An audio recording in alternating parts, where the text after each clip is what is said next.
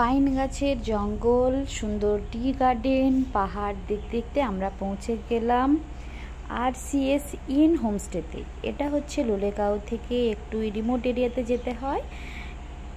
এই হোমস্টেতে পেট অ্যালাউ আছে, যে কোনো ধরনের পেট অ্যালাউ আছে। আর এখানে দুটো বেডযুক্ত রুমও আছে, সিঙ্গেল বেডরুমও আছে। তো আমরা ডবল বেডরুম নিয়েছিলাম। আর এর পুরো ফ্যামিলির মতো একদম পরিবেশ, কোনো অসুবিধা হবে না। ওরা যে কোনো পেটকে ওরা খুব ভালোবাসে, ওদের নিজস্ব পেট আছে।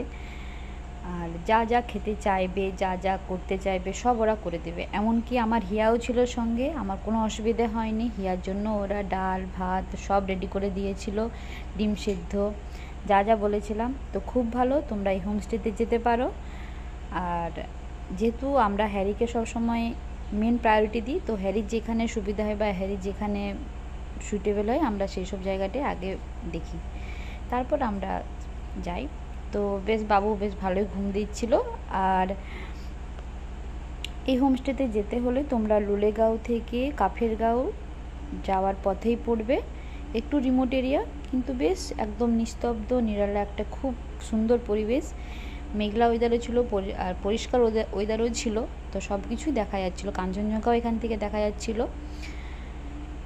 এখন যেহেতু বৃষ্টির দিন, তো এখন বৃষ্টি হলে মেঘলা ওয়েদার থাকলে কাঞ্চনজঙ্ঘা খুব কম দেখতে পাবে। আর হিসু পটি করার নিয়ে তাদের কোনো কমপ্লেন নেই। অবশ্যই তোমরা এই হোমস্টেতে যেতে পারো। RCS in. হ্যারির মতো যাদের বাড়িতে এরকম পেট রয়েছে, পেটকে নিয়ে ভাবছো যে ঘুরতে যাবে, তো তোমরা অবশ্যই চেক আউট করতে পারো। কাফেরগাঁও লিখে পেট ফ্রেন্ডলি হোমস্টে লিখলেই চলে আসবে। এখানে লাঞ্চ, ডিনার, ব্রেকফাস্ট সব কিছুই ওরা খুব ভালোভাবেই যা খেতে চাইবে তাই ওরা সার্ভ করে। আমাদের খুব ভালো লেগেছে, তোমরা অতি অবশ্যই